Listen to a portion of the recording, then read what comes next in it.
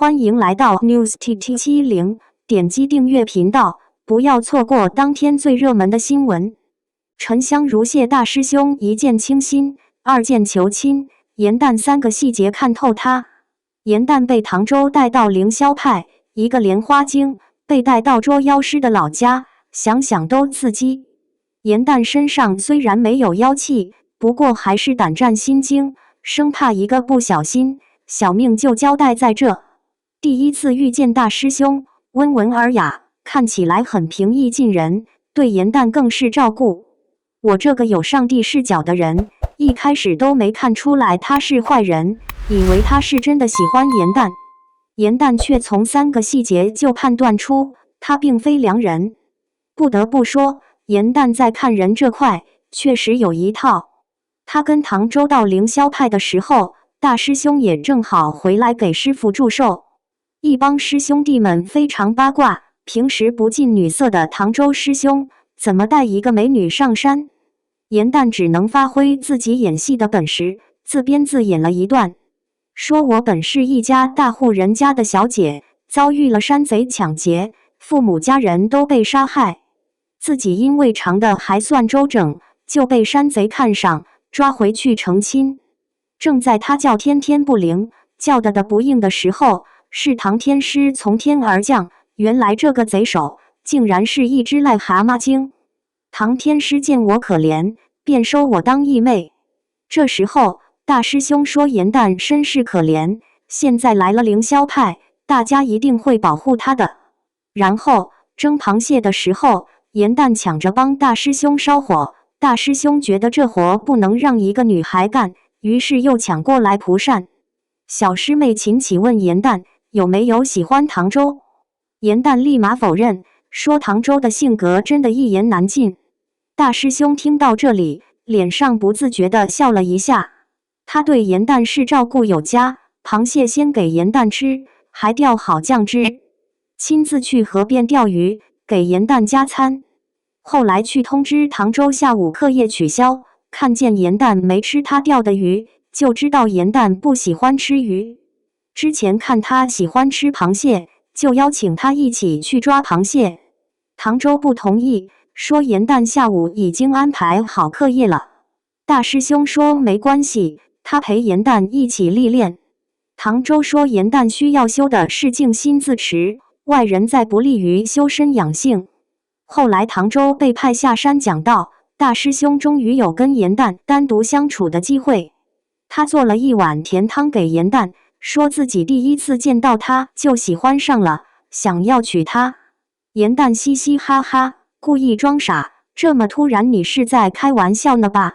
然后接着非常自恋地说，虽然自己还是挺有魅力的，但还需要跟义兄商量。听说凡人成亲都需要先合八字，你容我几天考虑一下，再给你答案。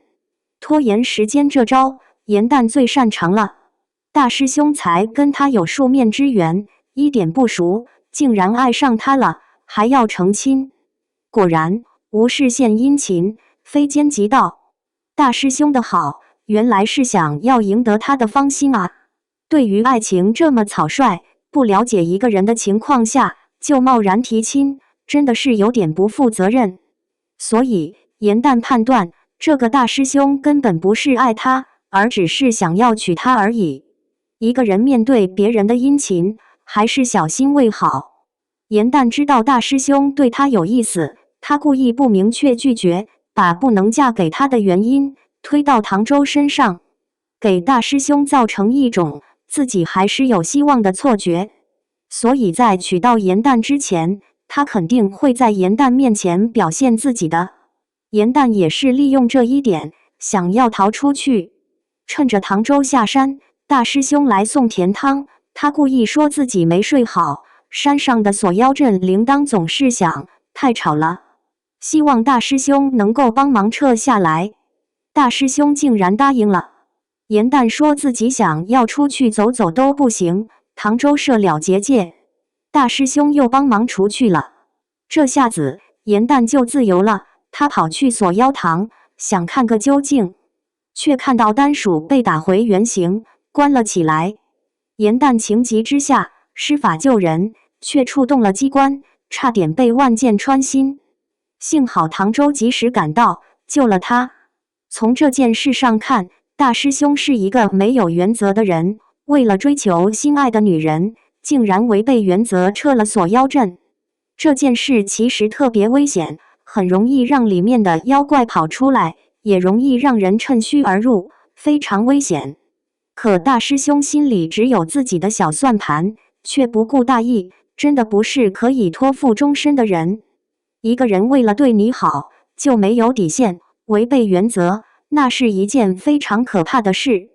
今天他喜欢你的时候，可以为了你办违背师门的事，明天就可能因为其他重要的事牺牲你。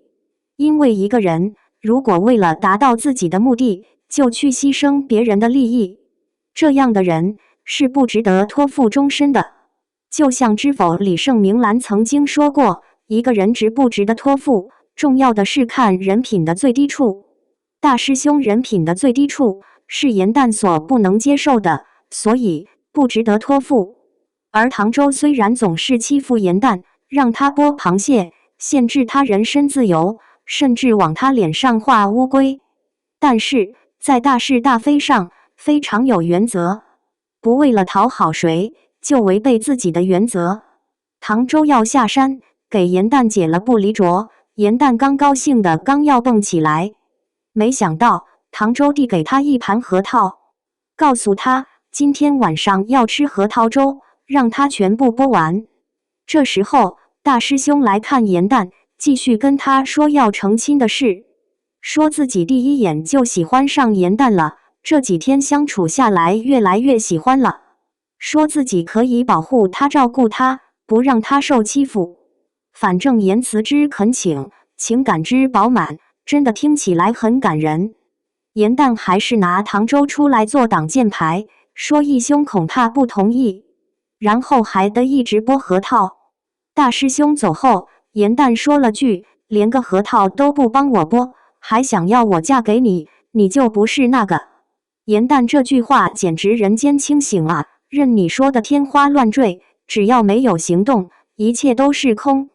看我一个人在那剥核桃，竟然只顾着自己表达爱慕之情，没有动手帮忙剥一个，可见这爱慕之情有多少水分。爱一个人不是光嘴上说我有多爱你，而是在行动中表现出来。如果大师兄真的爱严旦，是会跟他一起剥核桃的，因为爱既是同甘，又是共苦。爱是你能了解我的困境，愿意分担，而不是我在受苦时，你只说一句我真的很爱你，总停留在语言上的爱，多少有点不接地气，有点自私。还是行动上的爱更有温度，也更真诚。有时候为什么我们总容易被花言巧语哄骗？其实就是深陷于深情的话语，丧失了思考能力，早就忘了要看行动这件事。所以当别人说爱你的时候，一定要好好思考，这份爱到底只是一句话呢，还是背后有很多的实际行动为基础？感谢您观看视频。如果您觉得本时事通讯有用，请不要忘记点赞、评论和订阅。祝您生活愉快，充满活力。